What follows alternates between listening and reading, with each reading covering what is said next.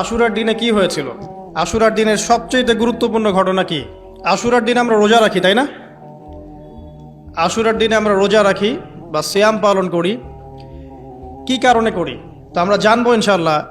এই ঘটনার পিছনের গল্পগুলো কি ইনশাআল্লাহ তাআলা। ওয়া মা তাওফীকি ইল্লা বিল্লাহ আলাইহি তাওয়াক্কালতু ওয়া ইলাইহি উনীব।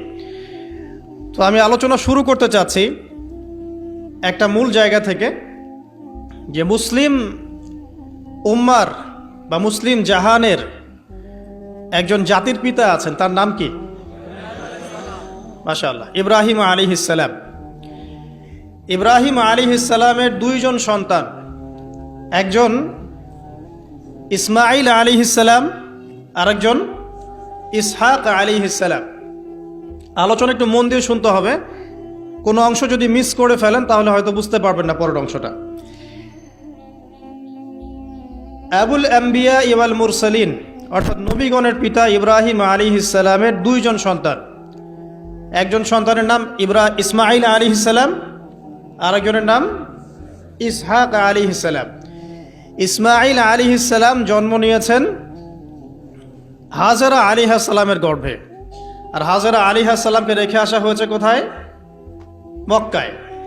তো এখান থেকে ইসমাঈল আলাইহিস সালামের বংশ চলতে চলতে এক পর্যায়ে এই বংশে সর্বশেষ এবং চূড়ান্ত নবী মুহাম্মদ সাল্লাল্লাহু আলাইহি ওয়াসাল্লামের জন্ম হয়।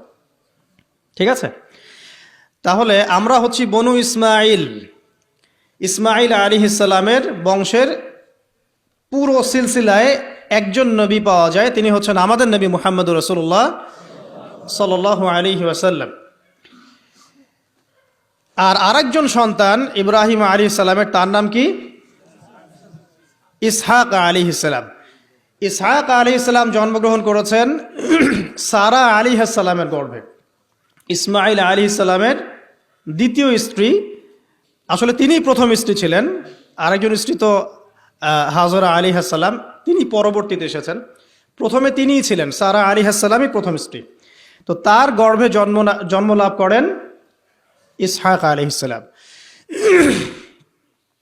তো আমরা বুঝতে পারলাম যে নবীগণের একাধিক স্ত্রী ছিল। পশ্চিমা সভ্যতা আমাদেরকে শিখিয়েছে যে একজন সৎ ব্যক্তির একটাই স্ত্রী থাকতে পারে। একজন চরিত্রবান এবং সৎ ব্যক্তির একজন স্ত্রী থাকতে পারে, যার একাধিক স্ত্রী আছে তার চরিত্র ভালো না। এটা পশ্চিমারা আমাদেরকে শিখিয়েছে। এবং পশ্চিমা গোলক ধাঁধায় যারা নিজেদের দর্শন হারিয়ে ফেলেছে তারাও এই মতাদর্শে বিশ্বাস করে। তবে তারা এটা বিশ্বাস করে যে একজন স্ত্রী থাকলেও একাধিক মেয়ের সাথে শারীরিক সম্পর্ক রাখা ভালো। আর ইসলাম বিশ্বাস করে যে যদি কারোর সাথে শারীরিক সম্পর্ক রাখতেই হয় তাকে স্ত্রীর মর্যাদা দিতে হবে। তো যাই হোক, ইব্রাহিম আলাইহিস সালামের দুইজন স্ত্রী ছিলেন। সারা আলাইহিস সালামের গর্ভে ইসহাক আলাইহিস সালাম জন্ম লাভ করেন, এবং সেটা অনেক দেরিতে, অনেক বয়স হওয়ার পরে, বার্ধক্যে উপনীত হওয়ার পরে। তো ইসহাক আলাইহিস সালামের ছেলের নাম হচ্ছে ইয়াকুব আলাইহিস সালাম। তারা থাকতেন শামে, অর্থাৎ প্যালেস্টাইনে। আর ইসমাঈল আলাইহিস সালাম তারা থাকতেন মক্কায়। দুইটা জায়গা আপনি চিনতে পারছেন, প্যালেস্টাইন আর একটা হচ্ছে মক্কা। মক্কা ইসমাঈল আলাইহিস সালাম, যার সিলসিলায় মুহাম্মদ সাল্লাল্লাহু আলাইহি ওয়াসাল্লাম, আমরা যার উম্মত। আর ওই যে প্যালেস্টাইন, শাম দেশ, সিরিয়া, জর্ডান, লেবানন, প্যালেস্টাইন, এই জায়গাটাকে বলা হয় শাম। এই প্যালেস্টাইনে ইসহাক আলাইহিস সালাম, যিনি সারা আলাইহিস সালামের গর্ভে জন্ম নিয়েছেন। ঠিক আছে, ওকে। এবার ইসহাক আলাইহিস সালামের পরবর্তী জেনারেশন, তার নাম হচ্ছে ইয়াকুব আলাইহিস সালাম। আর ইয়াকুব আলাইহিস সালামের আরেকটা নাম হচ্ছে ইসরাইল। কি নাম? ইসরাইল। এই কারণে ইয়াকুব আলাইহিস সালামের বংশধরদেরকে বলা হয় বনু ইসরাইল। এবার বুঝতে পারছেন বনু ইসরাইল কাদেরকে বলা হয়? আচ্ছা, এখন এই ইয়াকুব আলাইহিস সালামের অনেক সন্তান ছিলেন। সূরা ইউসুফ পড়ে দেখেন, 11-12 জন পুত্র সন্তান ছিলেন, বা 13 জনের কথা এসেছে, আরও থাকতে পারে, আল্লাহু আলাম। এখানে এতটুকু এসেছে। ইউসুফ আলাইহিস সালাম তার একজন সন্তান, ঠিক আছে, যাকে তার ভাইরা কুয়ায় ফেলে দেয়। ঠিক আছে, কুয়ার থেকে ইউসুফ আলাইহিস সালাম চলে গেলেন মিশরের রাজার বাসায়। এটা তো পড়েছেন। আচ্ছা, আমি কিন্তু ডিটেলস বলতে পারবো না খুতবায়, শুধু লাইনগুলো টাচ করছি। কুয়া থেকে চলে গেলেন, ভাইদের ষড়যন্ত্রে কুয়ায় তিনি পড়লেন, তাকদিরের এভাবেই তাকদির লেখা ছিল। তারপরে সেখান থেকে মিশরের রাজার বাসায়, ঠিক আছে, সেখান থেকে সেই যে রাজার স্ত্রী তাকে আহ্বান করলো, তিনি বললেন যে মাআজ আল্লাহ, আমি আল্লাহকে ভয় করি। এরপর সেখান থেকে জেলখানায় বিনা অপরাধে তিনি 12 বছর জেল খাটলেন। আর সেখান থেকে তিনি বের হয়ে আবার যখন আসলেন, তখন মিশরের কি প্রায় খাদ্যমন্ত্রী বলা যায়, মিশরের বড় একটা পলিটিক্যাল পদ আল্লাহ পাক তাকে দিলেন। ঠিক আছে, তাহলে মিশরে কিভাবে বনু ইসরাইল আসলো? ইউসুফ আলাইহিস সালামের মাধ্যমে। ঠিক আছে, ইউসুফ আলাইহিস সালামের মাধ্যমে মিশরে বনু ইসরাইলের আগমন হলো। এর আগ পর্যন্ত বনু ইসরাইল থাকতো যে প্যালেস্টাইনে। এখন ইউসুফ আলাইহিস সালামের শাসনামল যতদিন ছিল ততদিন পর্যন্ত বনু ইসরাইল মিশরে খুব ভালোভাবেই জীবনযাপন করত। কিন্তু যখন তার যুগটা চলে গেল, তখন সেখানে ফেরাউনদের যুগ আসলো। কাদের যুগ? ফেরাউনদের যুগ। আর ফেরাউন শব্দের অর্থ হচ্ছে এটা একটা রাষ্ট্রীয় পদ, যেমন প্রেসিডেন্ট, প্রাইম মিনিস্টার এমন পদ আছে। ফেরো বা ফেরাউন এটা হচ্ছে একটা রাষ্ট্রীয় পদের নাম। তো ফেরাউনের আসল নাম হচ্ছে রেমেসিস। কি নাম? রেমেসিস। রেমেসিস 1, রেমেসিস 2 এরকম করে নাম থাকে আর কি। আর যে ফেরাউনের মমিটা আমরা পেয়েছি তারও একটা নাম আছে। তার নাম হচ্ছে, আমি এনসাইক্লোপিডিয়া ব্রিটানিকা থেকে এটা পেয়েছি, তার নাম হচ্ছে মনেপ্তাহ। যে ফেরাউনের মমিটা আমরা পেয়েছি এর নাম হচ্ছে মনেপ্তাহ। তার মূল নাম, তাকে রেমেসিস বলা হতো, আর তার টাইটেল হচ্ছে ফেরো বা ফেরাউন। ঠিক আছে, এখন এই ফেরাউনদের সময় ইউসুফ আলাইহিস সালামের রেখে যাওয়া সেই যে বনু ইসরাইল, এরা আর উন্নত জীবনযাপন করতে পারলো না। তারা দাসত্বের শৃঙ্খলা আবদ্ধ হলো, তাদের উপর জুলুম নির্যাতন শুরু হতে লাগলো। এক পর্যায়ে ফেরাউন তাদেরকে ডিভাইড অ্যান্ড রুলের মতো করে সমাজে নিপীড়িত করতে লাগলো। আর ফেরাউনের অনেক পাপ ছিল, যে পাপটা আমরা আসলে অল্প কথায় ব্যাখ্যা করতে পারবো না। এক কথায় সে নিজেকে আল্লাহ দাবি করেছিল। তারপরে সে সমাজের মধ্যে শিরকের প্রচলন ঘটাতো। সে কন্যা সন্তানদেরকে জীবিত রাখতো, পুত্র সন্তানদেরকে হত্যা করে ফেলতো। সে সমাজের মানুষদেরকে বিভক্ত করত, দুর্বলের উপর সবলের অত্যাচার চালাতো। এবং তার একটা অহংকার ছিল, সেটা হচ্ছে সেনাবাহিনীর অহংকার। সে মনে করতো যে সে ওই সময়কার সুপার পাওয়ার, তাকে কেউ পরাজিত করতে পারবে না। ঠিক এখনকার বিশ্বের পরাশক্তিগুলোর মতোই তার দাম্ভিকতা ছিল আর কি। তো একটা কথা বলে নেই, এই ফেরাউন এবং মূসা আলাইহিস সালাম, এই ফেরাউন যখন বনু ইসরাইলকে নির্যাতন করতে লাগলো, তখন আল্লাহ পাক একজন নবী পাঠালেন, তার নাম কি? মূসা আলাইহিস সালাম। আর মূসা আলাইহিস সালাম আর ফেরাউনকে নিয়ে কোরআনুল কারীমে প্রায় 44টা সূরার মধ্যে কথা আছে। আমি হিসাব করে দেখেছি এবং আমি টুকটাক ঘাটাঘাটি করে দেখেছি যে প্রায় 44টা সূরার মধ্যে 532টা আয়াত আছে মূসা এবং ফেরাউনকে নিয়ে। কথা বুঝতে পারছেন? 532টা। কোরআনের টোটাল আয়াত কত? একদম ভুল উত্তর, 6236। 6000 কত? 236। মতবিরোধ আছে, তবে 6236টা আয়াতের পক্ষে শক্ত দলিল আছে। তো এটাকে পার্সেন্টেজ দিয়ে করবেন, যারা ম্যাথামেটিক্স পারেন তারা তো খুব সহজেই পারবেন। তো পার্সেন্টেজ করলে দেখবেন যে 8.53% আয়াত মূসা এবং ফেরাউনকে নিয়ে। 100%-এর মধ্যে প্রায় 8.5 বা 9% আয়াত কাকে নিয়ে? মূসা এবং ফেরাউন। এমনি এমনি তো আল্লাহ পাক এই কাজটা করবেন না, নিঃসন্দেহে। এর মধ্যে একটা শিক্ষা বা মেসেজ আছে, সেটা হলো আমাদের জন্যে, উম্মতে মুহাম্মাদির জন্যে যেই সব জাতির মধ্যে সবচেয়ে বেশি শিক্ষা আছে, তার মধ্যে সবচেয়ে ইম্পর্টেন্ট হচ্ছে মূসা এবং ফেরাউনের সময়। মূসা এবং ফেরাউন, এই ঘটনার মধ্যে যে শিক্ষাগুলো আছে, এটা আমাদের জন্য সবচেয়ে বেশি ইম্পর্টেন্ট। এই জন্য এত বেশি আয়াত নাজিল করা হয়েছে। কোরআনের যে কোনো সূরা খুলবেন দেখবেন মূসা আর ফেরাউন, মূসা আর ফেরাউন। কি কারণ? এমনি এমনি? নিঃসন্দেহে শেষ জামানে আমরা যারা বাস করব তাদের জন্য এই ঘটনার মধ্যে বিশাল কিছু শিক্ষা আছে। শিক্ষাগুলো আমরা ইনশাআল্লাহ আজকে জানবো। তো এখন মূসা আলাইহিস সালাম এই ফেরাউনের যুগে জন্ম লাভ করলেন। তবে ফেরাউনকে জ্যোতিষীরা বলেছিল আগেই যে ওই শাম দেশ থেকে একটা আগুন আসছে যে তোমার সিংহাসনকে পুড়িয়ে ফেলবে। এর ফলশ্রুতিতে ফেরাউন যেটা করলো, সমস্ত পুত্র সন্তান যারা হতো এদেরকে তারা জবাই করে হত্যা করত। তো যখন জনগণ বলল যে কাজটা খুব খারাপ, প্রতিবাদ শুরু হলো, তখন 1 বছর গ্যাপ দেওয়া শুরু করলো। 1 বছর মারবে, আরেক বছর রাখবে, আরেক বছর মারবে, আরেক বছর রাখবে। যেই বছর মারলো না সেই বছর জন্ম লাভ করলো মুসা আলী ইসলামের ভাই হারুন আলী ইসলাম। ঠিক আছে, উনিও কিন্তু নবী ছিলেন। আচ্ছা, আর যে বছর মারার কথা সেই বছর জন্ম লাভ করলেন মুসা আলী ইসলাম। এখন আমি খুব শর্ট করে বলছি, অনেক ডিটেলস বলতে গেলে 3টা বেজে যাবে, আজকে আসরও হতে পারে। তো এখন যে বছর মারার কথা সেই বছর জন্ম লাভ করলেন মুসা আলী ইসলাম। এখন মুসা আলী ইসলামের মা কিন্তু তখন খুব শঙ্কিত, ফেরাউন তার সন্তানকে হত্যা করবে। আল্লাহ রাব্বুল আলামিন কোরআনের মধ্যে বলেছেন সূরা কাসাসের মধ্যে, কোন সূরা? সূরা কাসাস। আমি 2টা সূরার নাম বলছি, আজকে বাসায় গিয়ে পড়বেন। এই 2টা সূরার মধ্যে সবচেয়ে বেশি হিস্ট্রি আছে মুসা এবং ফেরাউন এই বিষয়টার উপরে। একটা সূরার নাম হচ্ছে সূরা তাহা, এখানে সুন্দর করে ধারাবাহিকভাবে গল্পটা দেওয়া আছে। আরেকটা সূরা হচ্ছে সূরা কাসাস, এই 2টা পড়বেন অর্থসহ। তো মুসা আলী ইসলামের মায়ের হৃদয়টা খুব শঙ্কিত ছিল যে তার সন্তানকে হত্যা করে ফেলা হবে। আল্লাহ রাব্বুল আলামিন বলছেন যে আমি তার কলবে ইলহাম করলাম। সুবহানাল্লাহ, আল্লাহ পাক তার মায়ের কলবের মধ্যে ইলহাম, মানে কি? ইলহাম হচ্ছে আল্লাহর পক্ষ থেকে প্রত্যাদেশ না, ওহী না, কিন্তু একটা বুঝ বা একটা নূর, একটা তাজাল্লি, একটা বসিরা ঢেলে দেওয়া। এটা কিন্তু নবুয়ত না, একটা কাজের চেতনা বা দৃঢ়তা আল্লাহর পক্ষ থেকে ঢেলে দেয়া। ঠিক আছে, তো তার মায়ের কলবের মধ্যে আল্লাহ রাব্বুল আলামিন ইলহাম করলেন যে তুমি তোমার সন্তানটাকে সিন্ধুকের মধ্যে ভরে ভাসিয়ে দাও নীল নদে। এখন তার মায়ের কলব, তার মায়ের হৃদয় ছটফট করতে লাগলো, কারণ কোনো মাই তো চাইবে না তার সন্তানকে এভাবে ভাসিয়ে দিতে। আল্লাহ পাক বলছেন যদি না আমি তার হৃদয়টাকে শক্ত করতাম তাহলে সে বিচলিত হয়ে পড়তো। আল্লাহ পাক তার হৃদয়টাকে শক্ত করলেন, সে বিচলিত হলো না, সন্তানকে ভাসিয়ে দিল। এবার সন্তান ভাসতে ভাসতে ভাসতে কোথায় যাচ্ছে? যেখানে ফেরাউনের স্ত্রী গোসল করছে। কথা কি বুঝতে পারছেন? খুব চমৎকার হিস্ট্রি কিন্তু গল্পটা। এবং গল্প মানে এখানে আসলে গাল গল্প না, এগুলো সত্য ঘটনা।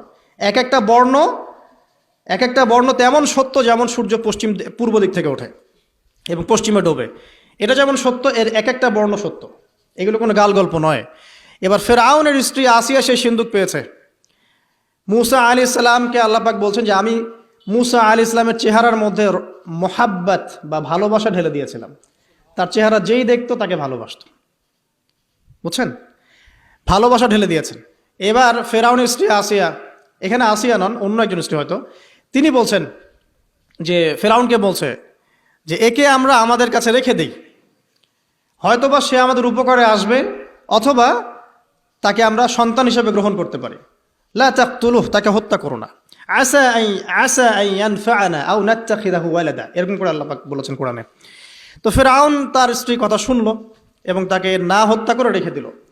আর আল্লাহ রাব্বুল আলামিনের কি কৌশল! ওয়া মাকারুল্লাহ, যেই মূসাকে হত্যা করার জন্য বছরের পর বছর হাজার হাজার শিশুকে হত্যা করা হয়েছে, সংখ্যাটা লাখ লাখও হতে পারে, সেই মূসা আলাইহিস সালামকে আল্লাহ পাক ফেরাউনের ঘরেই লালন পালন করতে লাগলেন। চিন্তা করলেন? এবার মূসা আলাইহিস সালাম যখন যুবক হলেন, আমি সংক্ষিপ্ত করছি, যখন যুবক হলেন তখন একদিন দেখলেন যে রাস্তায় দুজন ব্যক্তি ঝগড়া করছে। সূরা কসসের মধ্যে আছে, ফাইটিং, স্ট্রিট ফাইট। তো একজন ব্যক্তি হচ্ছেন বনু ইসরাইলের, আরেকজন হচ্ছে ফেরাউনের সেনাবাহিনীর। এখন মূসা আলাইহিস সালাম কার পক্ষ নেবেন? তিনি বনু ইসরাইলের পক্ষ নিলেন। তিনি গিয়ে তাকে বাঁচানোর চেষ্টা করলেন এবং শুধু একটা ঘুষি দিয়েছেন, ফাওয়াকাযাহু, একটা ঘুষি, ফাকাদা আলাইহি, এবং এই একটা ঘুষিতেই সেই ব্যক্তি ডেড। এটা কোরআনে আছে, সূরা কসসে। তার মানে কোরআন দলিল দিচ্ছে যে মানুষের বডিতে এমন এমন পার্টস আছে, এমন এমন জায়গা আছে যেখানে একটা ঘুষি মারলেও মানুষ মারা যেতে পারে। কি বুঝলেন? যারা মার্শাল আর্ট শিখেছেন বা শিখছেন তারা এটা আরও ভালো বুঝবেন। মানুষের এই বডিতে এমন অনেকগুলো জায়গা আছে, 7টা বা 8টা বা 10টার মতো, যেখানে একটা ঘুষি দিলেও মানুষ মরতে পারে। সো ভালো কিছু শিখলে, ঠিক আছে? টিকটক প্রজন্ম না হয়ে আর এই মোবাইলে লুডু না খেলে ভালো কিছু শেখেন, ইনশাআল্লাহ কাজে দিবে। আত্মরক্ষা শেখা খারাপ? আচ্ছা, তো তবে দাড়ি টুপি নিয়ে শিখতে যান না, সমস্যায় পড়তে পারেন। তো এখন একটা ঘুষিতে সে ব্যক্তি মারা গেল। তারপরের দিন আবার দেখা গেল যে ওই ব্যক্তি যাকে তিনি বাঁচিয়েছেন সেই ব্যক্তি আর আরেকজন সেনাবাহিনীর সদস্য আবার মারামারি করছে। এবার মূসা আলাইহিস সালাম বললেন যে তুমি তো একটা বোকা মানুষ। এবার সে আবার চড়াও হতে শুরু করলো মূসা আলাইহিস সালাম, কিন্তু এবার একজন ব্যক্তি এসে তাকে বললেন যে গতকাল তুমি কিন্তু একজনকে হত্যা করেছো এক ঘুষিতে, আজকে আবার তুমি এই কাজ করতে যাচ্ছ, তুমি তো এখানে স্বৈরাচারের মতো আচরণ করছে মূসা। মূসা আলাইহিস সালাম তখন আল্লাহর কাছে ক্ষমা চাইলেন, আল্লাহর কাছে ক্ষমা চাইলেন, বললেন ইন্নাহু হাযা মিন আমালিশ শাইতান, এটা তো শয়তানের মতো কাজ, শয়তানের কাজ হয়ে গেল। রব্বিক ফিরলি, আল্লাহ আমাকে মাফ করে দিন। ফাগফার আল্লাহ, আল্লাহ পাক বলছেন আমি তাকে মাফ করে দিলাম। তিনি তো ইচ্ছাকৃতভাবে করেন নাই, করেছেন আনইনটেনশনালি, এটা হয়ে গেছে। কিন্তু এখন ফেরাউন মূসা আলাইহিস সালামকে ধাওয়া করতে শুরু করলো, কারণ ফেরাউনের দৃষ্টিতে মূসা আলাইহিস সালাম একটা মার্ডার করেছেন তার দৃষ্টিতে, কিন্তু মূসা আলাইহিস সালাম তো আর এটা করেন নাই, ইচ্ছা করে এটা হয়নি, অ্যাক্সিডেন্টলি হয়ে গেছে। এখন মূসা আলাইহিস সালামকে এক ব্যক্তি এসে বলল তুমি এখান থেকে তাড়াতাড়ি পালাও, এই মিশরে থাকলে ফেরাউন তোমাকে ধরে এখন শাস্তি দিবে। এখন মূসা আলাইহিস সালাম বাধ্য হয়ে মিশর থেকে চলে যাচ্ছেন কোথায়? মাদিয়ান। কোন জায়গা? মাদিয়ান। এটাও আরবের মধ্যে একটা জায়গা, যেই জায়গার নবী হচ্ছেন শুআইব আলাইহিস সালাম। কি নাম? আচ্ছা, এবার শুআইব আলাইহিস সালামের সেই কওমে মূসা আলাইহিস সালাম গেলেন, না খাবার আছে, না পানি, না কাপড়, কিছুই নাই, একদম রিক্ত হস্ত। সেখানে গিয়ে তিনি দেখলেন যে এমনই একটা জলাশয়, হয়তোবা আল্লাহ ভালো জানেন, সেই জলাশয়ের কাছে কিছু মানুষ পানি পান করাচ্ছে গবাদি পশুদেরকে। আমি কি বুঝাতে পারছি? আচ্ছা, তো দূরে দুজন মেয়ে দাঁড়িয়ে আছে, এই দুজন মেয়ে অনেকক্ষণ থেকে দাঁড়িয়ে আছে, তারা পানি পান করাতে পারছে না। মূসা আলাইহিস সালাম অনেকক্ষণ থেকে অবজার্ভ করছেন যে মেয়ে দুটো পানি পান করাতে পারছে না গবাদি পশুদেরকে। তিনি প্রথমে একটু অস্বস্তি বোধ করলেন, তারপরে আবার গেলেন তাদের কাছে, গিয়ে বললেন কি সমস্যা। তখন সেই মেয়েরা বলল যতক্ষণ পর্যন্ত আমার কওমের লোকেরা এখান থেকে সরে যায় না ততক্ষণ আমরা পানি পান করাতে পারি না, কারণ আমরা দুর্বল, মেয়ে মানুষকে টাইম দিচ্ছে না আর কি। আর এদিকে আমাদের বাবা অত্যন্ত বৃদ্ধ মানুষ, বাসায় পড়ে আছেন একা। তখন মূসা আলাইহিস সালাম যুবক ছিলেন এবং তিনি কিন্তু শক্তিশালী ছিলেন, কওয়িউন আমিন, বিশ্বস্ত এবং শক্তিশালী। ওই যে এক ঘুষিতে মানুষ মারা মানুষ, কি মনে করছেন? তো তিনি এবার ওই গবাদি পশুদেরকে নিয়ে এসে পানি পান করালেন। পানি পান করিয়ে তিনি একটা গাছের ছায়ায় গিয়ে বসলেন। এই প্রত্যেকটা কথা কিন্তু কোরআনে আছে, প্রতিটা কথাই। সূরা কসস পড়েন, সূরা তাহা পড়েন। গাছের ছায়ায় বসে তিনি একটা দোয়া করছেন, এবার হাত উঁচু করে দোয়া করছেন, রব্বি, হে আমার প্রতিপালক, ইন্নী লিমা আনজালতা ইলাইয়া মিন খায়রিন ফাকির, হে আল্লাহ, আপনি আমার প্রতি যে রহমত বা যে করুণা বর্ষণ করবেন এর জন্য আমি ফকির হয়ে বসে আছি। দোয়ার ভাষাটা শুনছেন? আল্লাহ, আপনি আমার প্রতি যে করুণা বর্ষণ করবেন আমি এর জন্য ফকির হয়ে বসে আছি। তো প্রত্যেকটা নেক কাজ করার পরে এরকম দোয়া করা সুন্নত, দোয়া কবুল হয়ে যাবে ইনশাআল্লাহ। দোয়া সাথে সাথে কবুল হয়ে গেল। এখন ওই দুইজন মেয়ের মধ্যে একজন মেয়ে হেঁটে হেঁটে আসছে, ওই মেয়ে কিভাবে হেঁটে এসেছে সেটাও কোরআন বলেছে, কিভাবে হেঁটে এসেছে সেটাও কোরআনে বলেছে সূরা কসসের মধ্যে। সূরা কসসে আল্লাহ পাক বলছেন ওই দুইজন মেয়ের মধ্যে একজন হেঁটে হেঁটে আসলো লাজুক পায়ে। কেমন পায়ে? লাজুক পায়ে। যেই চলাফেরা আপনি এখনকার মেয়েদের মধ্যে দেখতে পারবেন না। এখনকার মেয়েদের হাঁটার মধ্যে লজ্জা আছে, লজ্জাশীলতার সাথে লাজুক ভঙ্গিতে সেই মেয়ে হেঁটে হেঁটে আসলো। আল্লাহ পাক সেই কথাটাও কোরআনে বলেছেন। এখনকার যে পশ্চিমা সংস্কৃতির অনুকরণ করে যে মেয়েরা, এদের মধ্যে আপনি এই ভাবটা পাবেন।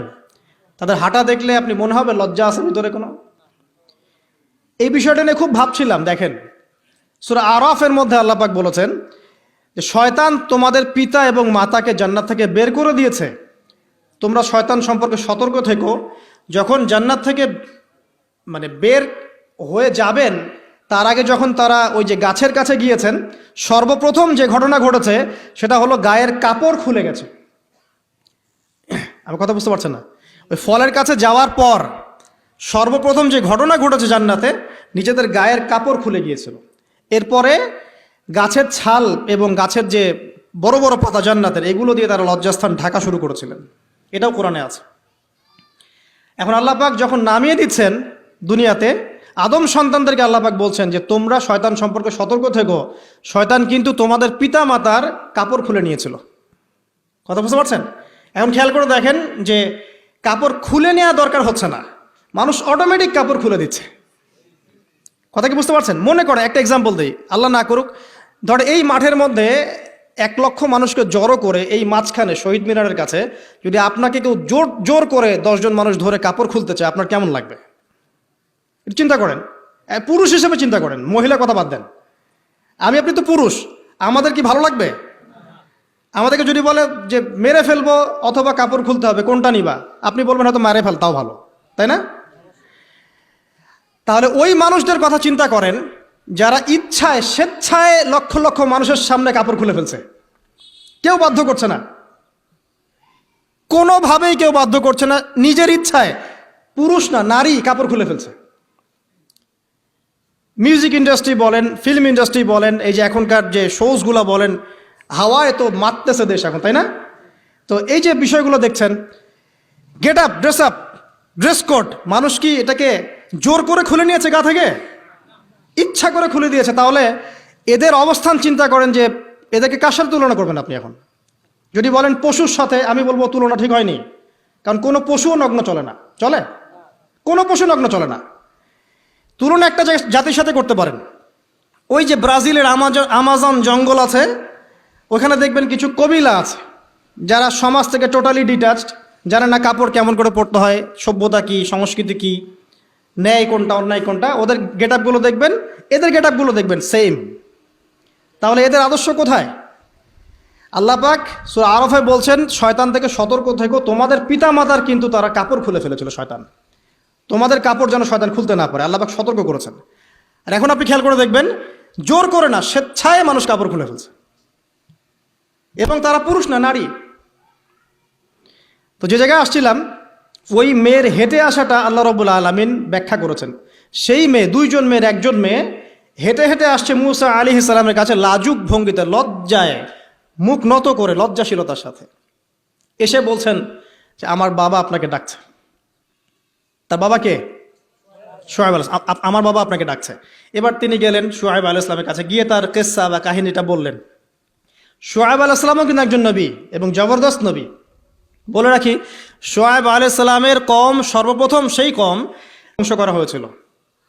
সর্বপ্রথম পৃথিবীতে ভূমিকম্প দিয়ে যে কওমকে ধ্বংস করে দেওয়া হয়েছে সেটা হচ্ছে শুআয়ব আলাইহিস সালামের কওম। আর তিনটা বড় বড় ভূমিকম্প আমাদের সামনে অপেক্ষাও করছে শেষ জামানায়। তিনটা হবেই, একটা পৃথিবীর পশ্চিম দিকে, একটা পৃথিবীর পূর্ব দিকে। আর পূর্ব দিক বলতে কিন্তু আমাদের দিক, Indonesia, Malaysia, Bangladesh, Pakistan, Sri Lanka, India, এই পুরো জায়গা হচ্ছে পূর্ব দিক।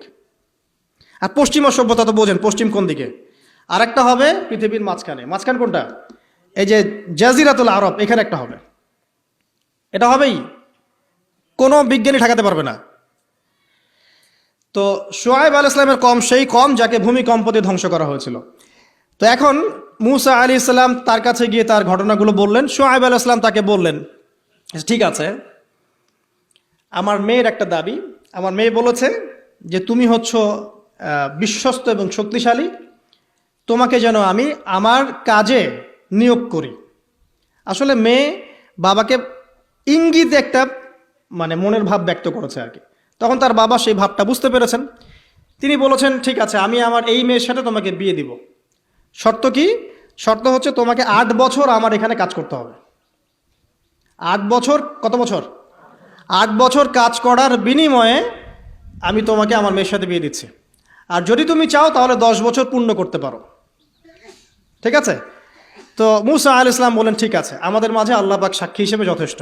এবার সেখানে মূসা আলাইহিস সালাম তার সংসার শুরু করলেন। 10 বছর অতিবাহিত হলো। তারপরে এখন মিশরে ফিরে যাওয়ার পালা। মূসা আলাইহিস সালাম তার স্ত্রীকে নিয়ে কোথায় যাচ্ছেন এখন? মিশর, তার হোম টাউন। ঠিক আছে, মাদারল্যান্ড। কিন্তু যাত্রা পথে তুয়া উপত্যকায় বিভিন্ন কিতাবে এসেছে তার স্ত্রীর প্রসব বেদনা শুরু হয়। তখন তিনি আগুন তালাশ করতে থাকেন। আগুন তালাশ করতে করতে আস্তে আস্তে তিনি এমন একটা জায়গার দিকে চলে যান, তুয়া উপত্যকায়, যেখানে দেখেন যে গাছের উপর আগুন জ্বলছে। এবং তখন আগুনকে ফলো করতে করতে হঠাৎ তিনি এক গায়েবী আওয়াজ শুনতে পান। আওয়াজটা হচ্ছে এমন, আমি একটু পড়ে শোনাই। আওয়াজটা হচ্ছে এমন যে, ইন্নী আনা রব্বুক ফাখলা'না আলাইক ইন্নাকা বিল ওয়াদিল মুকদ্দাসি তুয়া। এই আওয়াজটা আল্লাহ পাকের। কার আওয়াজ? সুবহানাল্লাহ। আল্লাহ পাক মূসা আলাইহিস সালামের সাথে কথা বলছেন এই জায়গায়। আল্লাহ পাক বলছেন, নিশ্চয়ই আমি তোমার রব, তোমার জুতা খুলে ফেলো, কারণ তুমি একটা পবিত্র উপত্যকায় আছো। চিন্তা করতে পারেন? ওয়া আনা ইখতারতুকা, এবং আমি তোমাকে বাছাই করেছি হে মূসা, ফাসতামি' লিমা ইউহা, তুমি খুব মনোযোগ দিয়ে শোনো আমি তোমার কাছে যা ওহী করছি এটা মনোযোগ দিয়ে শোনো। ইন্নানি আনা আল্লাহ, নিশ্চয়ই আমি আল্লাহ। আল্লাহ বলছেন ইন্নানি আনা আল্লাহ, নিশ্চয়ই আমি আল্লাহ। লা ইলাহা ইল্লা আনা, আল্লাহ বলছেন আমি ছাড়া কোনো ইলাহ নেই। ফা'বুদনি, আমার ইবাদত করো। ওয়া আকিমিস সালাতা লিযিকরি, আমার স্মরণের জন্য সালাত কায়েম করো। ইন্নাস সাআতা লাআতিয়াতুন, নিশ্চয়ই কিয়ামত অবশ্যই আসবে। আকাদু উখফিহা, আমি এটাকে গোপন রেখেছি। লিতুজজা কুল্লু নাফসিন বিমা তাসআ, যাতে করে প্রত্যেক নফসকে তার প্রতিদান দেয়া যায়। ফালা ইয়াসুদ্দান্নাকা আনহা মান লা ইউমিনু বিহা ওয়াত্তাবা'a হাওয়াহু ফাতারদা, যারা প্রবৃত্তির অনুসরণ করে তারা যেন তোমাকে এই বিষয়টার প্রতি ঈমান আনা থেকে দূরে রাখতে না পারে। আল্লাহ পাক এই পর্যন্ত বললেন। এরপর আল্লাহ বলছেন ওয়ামা তিলকা বিয়ামিনিকা ইয়া মূসা, মূসা তোমার ডান হাতে এটা কি? মূসা আলাইহিস সালাম বলছেন যে ক্বালা হিয়া আসায়া, এটা আমার লাঠি। তার সাথে কি ছিল? একটা লাঠি। আতাওয়াক্কাউ আলাইহা ওয়া আহুশু বিহা আলা গনামি ওয়া লিয়া ফিহা মাআরিব উখরা, এই লাঠি দিয়ে আমি গাছের ডাল ছাঁটি, গবাদি পশুদেরকে চড়াই, এছাড়া আমি আমার বিভিন্ন কাজে লাঠি ব্যবহার করি। আল্লাহ পাক বলছেন ক্বালা আলকিহা ইয়া মূসা, মূসা এটা নিক্ষেপ করো দেখি, হাত থেকে ছুঁড়ে মারো। মূসা আলাইহিস সালাম ছুঁড়ে মারলেন। ফাআলকাহা, তিনি ছুঁড়ে মারলেন। ফাইদা হিয়া হাইয়াতুন তাসআ, সাথে সাথে লাঠিটা ছোটাছুটি শুরু করলো সাপের মতো। অন্য সূরায় আছে এই দৃশ্য দেখার সাথে সাথে মূসা আলাইহিস সালাম উল্টা দিকে দৌড় দিয়েছিলেন। স্বাভাবিক, ভয় পাওয়া স্বাভাবিক। তো তখন আল্লাহ পাক বলেছিলেন যে তুমি ভয় পেও না, আমার কাছে নবীগণ ভয় পায় না। ঠিক আছে, অন্য সূরা এগুলো আছে, আমি শর্ট করে বলছি। এরপরে আল্লাহ পাক বললেন ক্বালা খুযহা ওয়ালা তাখাফ, তুমি এটাকে ধরো, এটাকে ভয় পেও না। সানুঈদুহা সিরাতাহাল উলা, তুমি ধরা মাত্রই সেটা আবার লাঠিতে রূপান্তরিত হবে। আরেকটা কাজ করো, ওয়াদমুম ইয়াদাকা ইলা জানাহিক, তোমার হাতটাকে বগলের নিচে নিয়ে যাও। তাখরুজ বাইদা মিন গায়রি সু, এটাকে বের করো, তারপর দেখবে এটা স্বচ্ছ আলো প্রদান করবে। সুবহানাল্লাহ, বগলের মধ্যে হাত নিয়ে আসো, হাতটাকে বের করো, দেখবে হাত থেকে স্বচ্ছ আলো বের হবে। এই দুইটা মুজিজা আল্লাহ পাক তাকে দিলেন। আয়াতান উখরা, এটা আরেকটা নিদর্শন।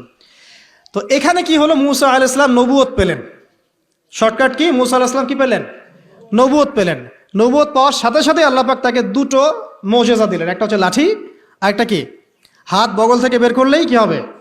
আলো বের হয়ে যাবে। এবার তার ডিউটি কি? আল্লাহ পাক ডিউটি দিচ্ছেন তাকে যে ইযহাব ইলা ফিরআউন ইন্নাহু তাগা, এবার তোমার কাজ হচ্ছে তুমি ফেরাউনের কাছে যাবে, কারণ ফেরাউন সীমা লঙ্ঘন করেছে। তখন মূসা আলাইহিস সালাম বললেন রব্বি ইশরাহ লি সদরি, আল্লাহ আমার বক্ষটাকে প্রশস্ত করে দিন। মানে আমার তো সেখানে যাওয়ার সাহস হচ্ছে না, আমি তো সেখানে ওদের দৃষ্টিতে একজন খুনের আসামি, ওদের দৃষ্টিতে ওরা তো আমাকে পেলে হত্যা করে ফেলবে। আল্লাহ পাক বলছেন কাল্লা, কখনো না, তারা তোমাকে হত্যা করতে পারবে না। তখন তিনি দোয়া করছেন আল্লাহ আমার হৃদয়টাকে প্রশস্ত করে দিন, ওয়া ইয়াসসির লি আমরি, আমার কাজকে সহজ করে দিন। ওয়াহলুল উকদাতাম মিন লিসানি, আমার লিসান, আমার জিহ্বায় জড়তা আছে আল্লাহ, এটাকে দূর করে দিন। ইয়াফকাহু কওলি, যাতে মানুষ আমার কথা বুঝতে পারে। এই দোয়া করলেন, কবুল হয়ে গেল। এবং আরও দোয়া করলেন যে ওয়াজআলি ওয়াজিরাম মিন আহলি, আমার পরিবারের মধ্য থেকে একজন ওয়াজির দেন। ওয়াজির মানে সহায়ক, যেটা হচ্ছেন হারুন আলাইহিস সালাম, যাতে করে আমরা কি করতে পারি? বেশি বেশি আপনার জিকির করতে পারি এবং আমাদের কাজ সহজ হয়। তো আল্লাহ রাব্বুল আলামিন তার ভাই হারুন আলাইহিস সালামকেও নবুয়ত দান করলেন। দুজন মিলে এখন আল্লাহ পাক বলছেন ইযহাবা ইলা ফিরআউন, তোমরা দুজন ফিরআউনের কাছে যাও। ইন্নাহু তাগা, সে সীমা লঙ্ঘন করেছে।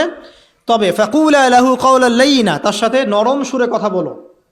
লাআল্লাহু ইয়াতাযাক্কারু আও ইয়াখশা, হয়তোবা সে উপদেশ গ্রহণ করবে অথবা আল্লাহকে ভয় করতে পারে। তো ডিউটি দেয়া হলো যে তোমাদের কাজ এখন এটা, এবং তোমাদের ভয় পাওয়ার কোনো কারণ নাই, সে তোমাদের কোনো ক্ষতি করতে পারবে না। তার কাছে যাও, মুজিজা দেখাও, আল্লাহর দিকে দাওয়াত দাও, লা ইলাহা ইল্লাল্লাহ। যদি সে দাওয়াত কবুল করে আলহামদুলিল্লাহ, যদি না করে তাহলে আমি আল্লাহ তার জন্য যথেষ্ট।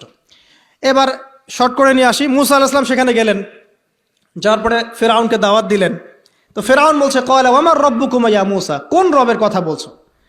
আমি তো মা আলিমতু মিন ইলাহিন গায়রি, আমি তো জানি না, আমি ছাড়া তোমাদের কোনো ইলাহ আছে আমি তো এটা জানি না। এটা কার কথা?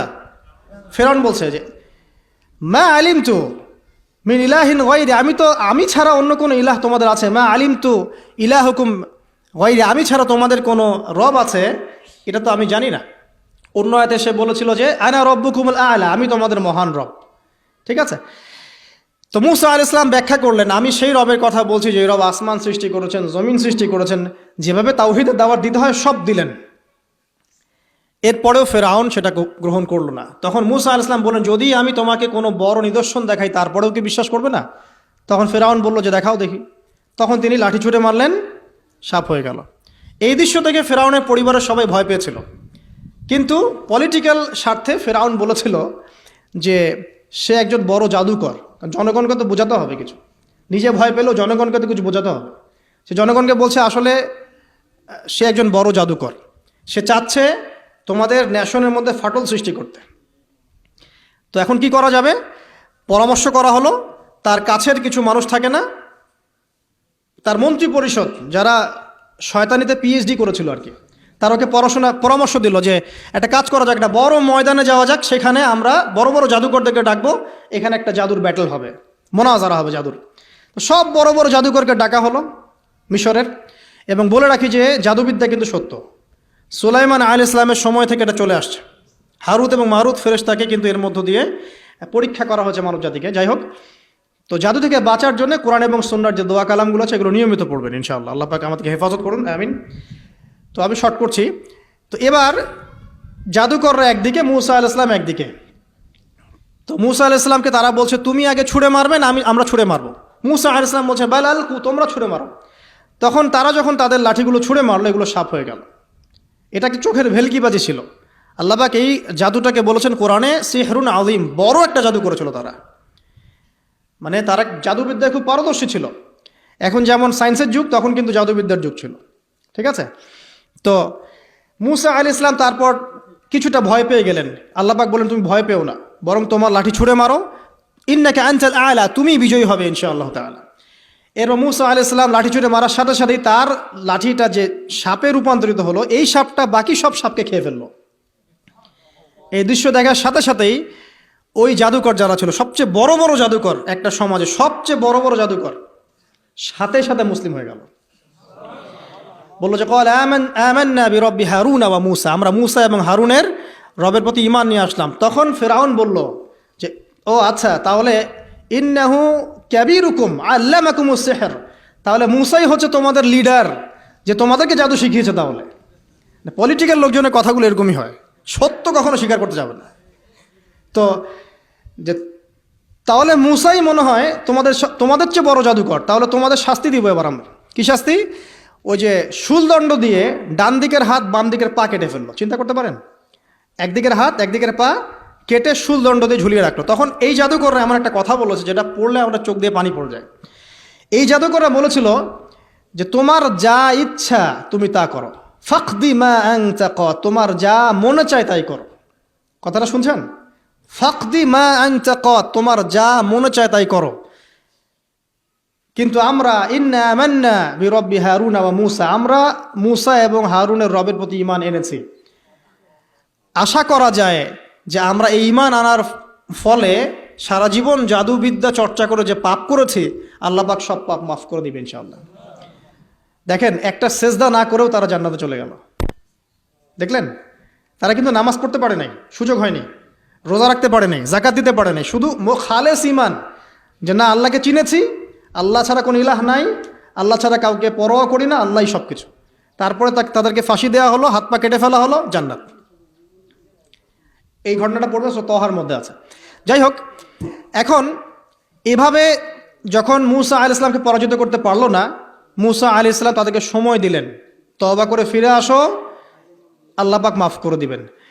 কিন্তু ফেরাউন এবং তার দলবল এগুলো সহ্য করলো না, বরং ফেরাউন টিটকারি করছিল, এই হামান তুমি আছো? হামান বলছে হ্যাঁ আছি। আমার জন্য একটা বড় প্রাসাদ নির্মাণ করো, ইট পোড়াও, আমার জন্য উঁচু প্রাসাদ তৈরি করো, যাতে আমি উকি মেরে দেখতে পারি মূসার রব কোথায় আছে। কথা বুঝতে পারছেন? আমার কাছে মনে হয় হয়তোবা, আল্লাহু আ'লাম, হয়তোবা এই আয়াতটা মিশরের পিরামিডের দিকে ইঙ্গিত করছে, হয়তোবা, আমি জানি না সঠিক, আমি মানে 100% নিশ্চিতভাবে বলতে পারবো না, কিন্তু আমার কাছে মনে হয় হয়তোবা এটা সেই সময়কারই ঘটনা যে হামান ইট পুরাতে থাকো, ইট এবং পাথর পোড়াও, উঁচু উঁচু উঁচু একদম সর্বোচ্চ কিছু তৈরি করো, প্রাসাদ তৈরি করো, যাতে করে আমি তার উপরে উঠে মূসার ইলাহকে দেখতে পারি। এটা কার কথা ছিল? ফেরাউনের। এটা করাও হয়েছে। এরপরে 9টা আযাব আল্লাহ পাক দিয়েছেন। কয়টা? 9টা। একবার সতর্ক করা হয়, যদি না শোনে আল্লাহ পাক আযাব দিলেন রক্তের, সমস্ত পানি রক্ত হয়ে গেল। এবার ফেরাউন এবং তার লোকজন এসে বলে আমরা তওবা করব, মুসা তুমি দোয়া করো আল্লাহর কাছে, আল্লাহ যেন সরিয়ে দেয়। মুসা আলাইহিস সালাম দোয়া করেন, আযাব সরে যায়, তারা আবার নাফরমানি শুরু করে। কথা বুঝতে পারছেন? তারপরে আযাব আসলো ব্যাঙের, সবখানে ব্যাঙ দিয়ে ভর্তি। তারপরে আবার তওবা করার প্রত্যয় ব্যক্ত করলো, তওবা করলো না, আবার আযাব। এরপরে আযাব উকুনের, কিসের? উকুন। এভাবে একটা একটা করে আসতে থাকলো। এবার প্লেগ, তারপর ফড়িং। প্লেগ এমনভাবে এসেছিল যে একদিনেই 70,000 মানুষ মারা গেছে। এভাবে 9টা আযাব আল্লাহ পাক দিলেন, কিন্তু ফেরাউন কিছুতেই ঈমান আনলো না। এবার সবশেষ পালা। সর্বশেষে মুসা আলাইহিস সালাম বললেন যে বনু ইসরাইলকে আমার সাথে যেতে দিবা কিনা সেটা বল।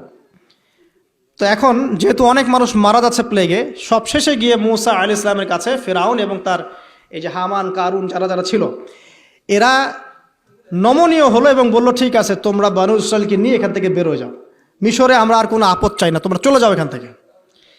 এবার যখন মুসা আলাইহিস সালাম এবং বনু ইসরাইল এখান থেকে বের হয়ে যাচ্ছেন, বলা হচ্ছে তাদের সংখ্যা ছিল প্রায় 30 লক্ষ, কেউ বলেছেন 40 লক্ষ। সংখ্যাটা ফ্যাক্ট না। বনু ইসরাইলের একটা বড় কম ছিল, 10 থেকে 20% মানুষ মিশরের বনু ইসরাইল ছিল। তারা এখন বের হয়ে যাচ্ছেন রাতের অন্ধকার শেষ হয়ে ফজরের সময়। ফেরাউনের মাথায় আবার শয়তানি চাপলো। সে বলল না, এদেরকে যেতে দেওয়া যাবে না, যদি চলে যায় ওখানে গিয়ে যদি বিদ্রোহ করে আমাদের উপর হামলা করে। কি করণীয়? ফুল ফোর্স নিয়ে, তার যত সেনাবাহিনী ছিল সমস্ত সেনাবাহিনী নিয়ে ফেরাউন মুসা আলাইহিস সালাম এবং তার কওমকে ধাওয়া করা শুরু করলো পিছন থেকে। এবার মুসা আলাইহিস সালাম যাচ্ছেন, তার কওমকে সাথে নিয়ে, সামনে পড়ে গেল লোহিত সাগর। কোন সাগর? লোহিত সাগর। আর পিছনে ফেরাউনের বাহিনী। এরকম একটা অবস্থায় মুসা আলাইহিস সালামের কওমের কিছু মানুষ বলেছিল ইন্না লামুদরাকুন, হে মুসা আমরা তো ধরা পড়ে গেলাম, আমরা তখন যেতে পারবো না, সামনে সাগর, পিছনে ফেরাউন। এই সময় মুসা আলাইহিস সালাম একটা কথা বলেছিলেন, এই কথাটা যে বলতে পারবে বিপদের সময় আল্লাহ পাক তার সাথে থাকবেন ইনশাআল্লাহ। মুসা আলাইহিস সালাম বলেছিলেন কাল্লা, ওইরকম একটা অবস্থা তিনি বলছেন কাল্লা, কখনো নয়, ইন্না রব্বি মাইয়া সাইয়াহদিন, আমার রব আমার সাথে আছেন, তিনি আমাকে পথ দেখাবেন। কথা বুঝতে পারছেন? ব্যাস আল্লাহ পাকের সাহায্য নেমে আসলো। তিনি বললেন লাঠি ছুঁড়ে মারো। লাঠি ছুঁড়ে মারার সাথে সাথেই একটা দুইটা না 12টা রাস্তা হয়ে গেল, পানি ভেদ করে, সাগর ভেদ করে।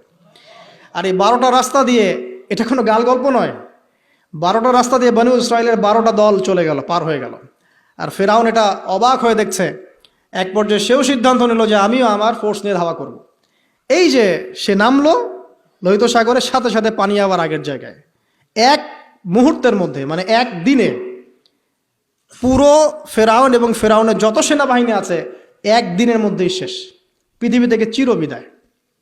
আল্লাহ পাক এত চমৎকার করে কথাটা বলেছেন, কাম তারাকু মিন জান্নাতি ওয়া উয়ুন, তারা কতই না বড় বড় জান্নাত মানে বাগান এবং প্রস্রবণ পার হয়ে চলে গেল। ওয়া কুনুজি ওয়া মাকামিন কারীম, কত সুন্দর সুন্দর জায়গা তারা ছেড়ে দিয়ে চলে গেল। এবং তারা ধাওয়া করতে লাগলো ফেরাউন মুসার বাহিনীকে। যখন তারা ডুবে গেল, ফামা বাকাত আলাইহিমুস সামাউ ওয়াল আরদ, তাদের জন্য আসমান এবং জমিনের কোনো সৃষ্টি এক ফোঁটা চোখের পানিও ফেলে নাই। এটা আপনি সূরা দুখানের মধ্যে পাবেন, আরো বিস্তারিত আছে। তো এই যে ঘটনাটা ঘটেছে, এই ঘটনাটা ঘটেছে মুহররম মাসের 10 তারিখে। কয় তারিখে? এই হচ্ছে সেই ঘটনা যার স্মরণে আমরা মুহররম মাসের 10 তারিখে সওম রাখি। কথা কি বুঝতে পারছেন? এটাই সেই ঘটনা, যেই ঘটনার ফলশ্রুতিতে এটাকে স্মরণীয় করে রাখতে আল্লাহ পাক কিয়ামত পর্যন্ত এই আশুরার সওমটাকে রেখে দিয়েছেন।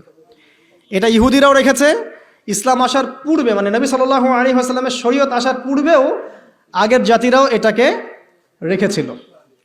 নবী সাল্লাল্লাহু আলাইহি ওয়াসাল্লাম এই সওমটাকে রেখেছেন, মুহররম মাসের এই 10 তারিখের সওমটা। এবং তিনি বলেছেন যে আমি আশা করি এই সওম রাখার ফলে 1 বছরের গুনাহ আল্লাহ পাক মাফ করে দিবেন। এবং একজন সাহাবী এসে জিজ্ঞাসা করছিলেন যে কোন মাসের রোজা রমাজান মাসের পরে সর্বোত্তম। নবী সাল্লাল্লাহু আলাইহি ওয়াসাল্লাম বলছেন রমাজান মাসের পর সর্বোত্তম সওম হচ্ছে মুহররম মাসের সওম। 3-4টা বিষয় নবী সাল্লাল্লাহু আলাইহি ওয়াসাল্লাম কখনো ছাড়তেন না। ফজরের আগের 2 রাকাত সুন্নাত, মাসের 3 দিন রোজা রাখা, আইয়ামে বীজের, তারপরে আপনার আরাফার সওম এবং এই যে মুহররম মাসের সওম। এই সওমগুলো নবী সাল্লাল্লাহু আলাইহি ওয়াসাল্লাম কখনো ছাড়তেন না। আরও এসেছে একটা বর্ণনা, আমি এটা পেয়েছি ফয়জুল কালামের মধ্যে, যে আশুরার সম রাখার পাশাপাশি ওই দিন যদি আপনি পরিবার বর্গের উপর খরচ করেন, ইনশাআল্লাহ আপনাকে সারা বছর আল্লাহর পক্ষ থেকে রিজিকের প্রশস্ততা দেওয়া হবে ইনশাআল্লাহ। তো পরিবার বর্গের প্রতি আপনি খরচ করতে পারেন। এখন এই যে ঘটনা দেখেন, এই ঘটনার মূল পিছনে গল্প কি? জালেমের ধ্বংস, মাজলুমের মুক্তি, তাই তো? জালেমের ধ্বংস, মাজলুমের মুক্তি, এটাকে স্মরণীয় করে রাখার জন্যে আল্লাহ রাব্বুল আলামিন এই আশুরার সওমটাকে রেখেছেন। নবী সাল্লাল্লাহু আলাইহি ওয়াসাল্লাম বলেছেন যে ইহুদিরা একদিন রাখে, 10 তারিখে সওম রাখে। আমি যদি বেঁচে থাকি ইনশাআল্লাহ আগামী বছর 9 তারিখ বা তার পরে, একদিন আগে বা একদিন পরে আমি সওম রাখবো। কোনো বর্ণনা এসেছে একদিন আগে 9 তারিখে সওম রাখবো। তো আমরা দুটো রাখার চেষ্টা করবো। কয়টা? দুটো, হয় 9-10 অথবা 10-11 ইনশাআল্লাহ। আশা করো যে 1 বছরের গুনাহ আল্লাহ পাক মাফ করে দেবেন ইনশাআল্লাহু তাআলা। আর বেশি বেশি মুহররম মাসে সওম রাখতে পারেন, ইস্তেগফার করতে পারেন, তাসবিহ তাহলিল করতে পারেন, এবং এই মাসে যে ঘটনাটা ঘটেছে আপনার মুসা আলাইহিস সালাম এবং ফিরআউনের, এই ঘটনাটাকে চর্চা করবেন, এটাকে প্রচার করবেন, প্রসার করবেন, এর মধ্য থেকে শিক্ষাগুলোকে নিজের জীবনে বাস্তবায়ন করার চেষ্টা করবেন ইনশাআল্লাহ তাআলা। আল্লাহ পাক সবাইকে তৌফিক দান করুন, আমিন। শেষ করার আগে আমি এই কনক্লুসিভ জায়গাটাতে যাচ্ছি। দেখেন, তারা চোখের সামনে দেখলো যে ফেরাউন ডুবে মরল, তারা পার হয়ে গেল। ঠিক পার হয়ে যাওয়ার পরেই অল্প কয়েকদিনের ব্যবধানেই তারা বাছুর পূজা শুরু করেছিল। কি পূজা? সামেরি নামক একজন ব্যক্তি সোনা দিয়ে একটা মানে গরুর মূর্তি করেছিল, এই মূর্তি পূজা তারা শুরু করেছে এই মুক্তির মাত্র কয়েকদিন পরেই। তারপরে যখন মুসা আলাইহিস সালাম তাদেরকে রেখে গিয়েছেন তুর পাহাড়ে আল্লাহর সাথে একান্ত সাক্ষাতের জন্য, কথাবার্তা বলার জন্য, তাওরাত আনার জন্য, এই 40 দিনের ব্যবধানেই তারা আবার শিরক করা শুরু করেছিল। মুসা আলাইহিস সালাম সেই তাওরাত এনে দেখেছেন যে তারা পথভ্রষ্ট হয়ে গেছে, এবং তিনি রাগে তাওরাত ছুঁড়ে মেরেছিলেন, এটাও কোরআনে আছে।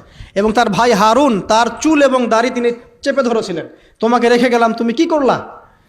তখন হারুন আলাইহিস সালাম বলেছিলেন যে আমি আমার নিজের নফসের ভয় করছিলাম যে তারা আমাকে হত্যা করে ফেলতে পারে, অথবা বনু ইসরাইলের মধ্যে বিভক্তি সৃষ্টি হতে পারে, এই জন্য আমি কিছু বলতে পারি, আমি মাজলুম ছিলাম। এই অল্প কয়েকদিনের মধ্যেই তারা শিরক করলো, তারা বাছুর পূজা করলো। আল্লাহ পাক তাদেরকে বললেন, তোমরা আমালিকা সম্প্রদায়ের বিরুদ্ধে যুদ্ধ করো। তো আমালিকা সম্প্রদায় প্রচণ্ড শক্তিশালী। তখন এই বনু ইসরাইল বলেছিল যে হে মুসা, ইযহাব আনতা ফাযহাব আনতা ওয়া রাব্বুকা ফাকাতিলা, হে মুসা তুমি যাও আর তোমার রব যাও গিয়ে যুদ্ধ করো, ওয়া ইন্না হাহুনা কাঈদুন, আমরা এখানে বসে থাকবো। কে বলেছে এটা? যাদেরকে আল্লাহ পাক এত বড় বিপদ থেকে মুক্তি দিয়েছেন। তারপরে তাদেরকে মান্না এবং সালোয়া খাওয়ার পাঠানো হচ্ছে, এই খাওয়ার পর্যন্ত তাদের ভালো লাগছে না। তারা বলছে হে মুসা আল্লাহকে বলো আল্লাহর জন্য আমাদেরকে এই যে পেঁয়াজ, এই যে রসুন, ডাল, মসুর এগুলো উৎপন্ন করার তৌফিক দেয়। চিন্তা করতে পারেন এরকম। এরপরে তারা আবার বললো একদল মানুষ আল্লাহকে সামনে এনে হাজির করে দাও, না হলে বিশ্বাস করব না। তারপর এরকম 70 জন মানুষকে বাছাই করে মুসা আলাইহিস সালাম নিয়ে গেলেন তুর পাহাড়ে। আল্লাহ পাক ওদেরকে মৃত্যু দিয়েছেন, আবার জীবিত করেছেন। মানে এরপরে তারা এত বেশি সীমা লঙ্ঘন করা শুরু করলো যে তারপর তারা আবার অধঃপতনের অতল তলে চলে গেল। কথা বুঝতে পারছেন? 40 বছর পর্যন্ত তিহ নামক জায়গায় খালি ঘুরতেই ছিল। সকালবেলা যাত্রা শুরু করে, সন্ধ্যায় থেকে আবার সে জায়গায় ফিরে আসছে। এভাবে 40 বছর। কতদিন? 40 বছর। তারপর মুসা আলাইহিস সালাম ইন্তেকাল করলেন, এবং মুসা আলাইহিস সালামের কবর আমাদের নবী সাল্লাল্লাহু আলাইহি সাল্লাম দেখিয়ে দিয়েছেন যে ওই যে লাল ডিবি দেখা যায়, ওই লাল ডিবির উপরে মুসা আলাইহিস সালামের কবর আছে। মুসা আলাইহিস সালামের পরে ওই যে অমীমাংসিত যুদ্ধ আমালিকা সম্প্রদায়ের সাথে, এটার বাস্তবায়ন করেছেন পরবর্তীতে ইউশা বিন নুন নামে একজন নবী। কি নাম? ইউশা বিন নুন। তার নেতৃত্বে তালুত নামক সেনাপতি এই যুদ্ধের নেতৃত্ব দেন, এবং ওদের দলের মধ্যে ছিল বড় যোদ্ধা, তার নাম জালুত। এটা সূরা বাকারার মধ্যে পাবেন। আর এই তালুতের আন্ডারে ছিল দাউদ আলাইহিস সালাম, যিনি তীর নিক্ষেপ করেছিলেন আর জালুতের চোখে গিয়ে লেগেছিল। কথা বুঝতে পারছেন? এই যুদ্ধে ইউশা বিন নুনের নেতৃত্বে এই যুদ্ধে বনু ইসরাইল জয়লাভ করে এবং ফিলিস্তিনের প্রবেশাধিকার পায়। তারা ওই বাইতুল মাকদাস সহ পুরো হোলি ল্যান্ড, যেটাকে বলি পবিত্র ভূমি, তারা সেখানকার অধিবাসী হওয়া শুরু করে। আল্লাহ পাক তাদেরকে সেই জায়গা দান করেন, এবং আল্লাহ পাক শর্ত দান করেন, তোমরা যদি সৎ থাকো এই জায়গা তোমাদের আন্ডারে থাকবে, যদি অসৎ হও, সীমা লঙ্ঘন করো, আবার আগের মতো এখান থেকে তোমাদেরকে বের করে দেওয়া হবে। তারা কিছুকাল সৎ ছিল, তারপর তারা দুইবার সীমা লঙ্ঘন করেছে। কয়বার? 2 বার। এই 2 বার সীমা লঙ্ঘন করার কথা সূরা বনী ইসরাইলের মধ্যে আছে, ওয়ালা তাআলুন উলুওয়ান কাবীরা। লা তুফসিদুন্না ফিল আরদি মাররাতাইন, দেখবেন পড়ে। একবার যখন সীমা লঙ্ঘন করলো তখন রোমানদের দ্বারা এরা মার খেয়েছে, রোমানরা এসে এদেরকে পিটিয়ে সেখান থেকে বের করে দিয়েছে। তারপরে আবার যখন সীমা লঙ্ঘন করলো তখন নেবুজাত নেজার নামক একজন রাজা, সে গিয়ে আবার ওদেরকে বের করে দিয়েছে, বের করে ওদেরকে দাসত্বের শৃঙ্খলা আবদ্ধ করে ব্যাবিলনের কাছে নিয়ে এসেছে। এই জায়গাটা একটু ভালো করে বোঝেন। দুইবার সীমা লঙ্ঘন করেছে, আমি শেষ করছি, দুইবার সীমা লঙ্ঘন করেছে। একবার রোমানরা তাদেরকে শায়েস্তা করেছে, আর একবার নেবুজাত নেজার তারা শায়েস্তা করেছে। আচ্ছা, দ্বিতীয়বার শায়েস্তা করার পর তাদেরকে দাস বানিয়ে ইরাকে নিয়ে আসা হয়। কোথায়? ইরাকে, ব্যাবিলন এই সভ্যতায়। এবার বনু ইসরায়েলরা আবার সেই দাসত্বে আসলো, যেই মিশরের দাসত্ব থেকে আল্লাহ পাক মুক্তি দিয়ে এইখানে নিয়ে গেলেন, আবার সেই বনু ইসরায়েল দাসত্বের শৃঙ্খলা আবদ্ধ হলো। কথা কি বুঝতে পারছেন? অনেক লম্বা হিস্ট্রি। এবং আজকে সকালে আমি এগুলো পড়েছি, টাটকা কথা বলছি, তাও আমি নিজে দেখেছি। এখন এই কথা আছে যে আমাদের একজন ত্রাণকর্তা আসবে, যিনি আসলে কিন্তু আমরা আবার বিশ্বের শাসনভার ফিরে পাব। এটা কখন তারা আলোচনা করছে? যখন তারা এখানে দাস। এরপর আল্লাহ পাক সেই ত্রাণকর্তাকে পাঠালেন, তার নাম কি? ঈসা ইবনে মারিয়াম। মাশাআল্লাহ, ঈসা ইবনে মারিয়াম ছিলেন সেই মাসিহ। কিন্তু এরা সেই মাসিহকে চিনতে ভুল করলো, ব্যর্থ হলো, বরং তারাই আবার ঈসা আলাইহিস সালামকে হত্যা করার চেষ্টা করলো। আল্লাহ পাক বলছেন ওয়ামা কাতালুহু ওয়ামা সালাবুহু, তারা ঈসা ইবনে মারিয়ামকে হত্যাও করে নাই, ক্রুশবিদ্ধ করতে পারে না। বাল রাফাআহু আল্লাহু ইলাইহি, বরং আল্লাহ পাক তাকে তার কাছে উঠিয়ে নিয়েছেন। আমাদের এই সমাজে কাদিয়ানি যারা আছে, এরা কিন্তু বিশ্বাস করে না যে ঈসা আলাইহিস সালামকে উঠিয়ে নেওয়া হয়েছে। কথা বুঝতে পারছেন? কোরআন স্পষ্ট করে বলছে বাল রাফাআহু আল্লাহু ইলাইহি, আল্লাহ পাক তাকে তার কাছে উঠিয়ে নিয়েছেন। কিভাবে উঠিয়েছেন, কোন অবস্থায় তিনি আছেন, এটা জানার দরকার আছে আমার। আল্লাহ পাক উঠিয়ে নিয়েছেন এবং সশরীরেই তিনি সেখানে কিভাবে জীবিত আছেন আল্লাহ ভালো জানেন। ওরা কিন্তু এটা বিশ্বাস করে না। আর এই ফিতনাগুলো দিন দিন ছড়িয়ে পড়ছে সমাজের মধ্যে। সতর্ক থাকবেন, খুব সতর্ক থাকবেন। তো সত্যিকারের মাসিহকে তারা চিনতে ব্যর্থ হলো, তাকে হত্যার চেষ্টা করলো। আল্লাহ পাক তাকে উঠিয়ে নিলেন এবং ওদের উপর আযাব দিলেন। কি আযাব? ওরা মিথ্যা একজনকে সত্য মাসিহ মনে করবে এবং তার অনুসরণ করবে, এবং আল্লাহ রাব্বুল আলামিন তাদেরকে আবারও সেইভাবে ধ্বংস করবেন, ঠিক যেভাবে তাদেরকে লোহিত সাগরে ডুবিয়ে মেরেছেন।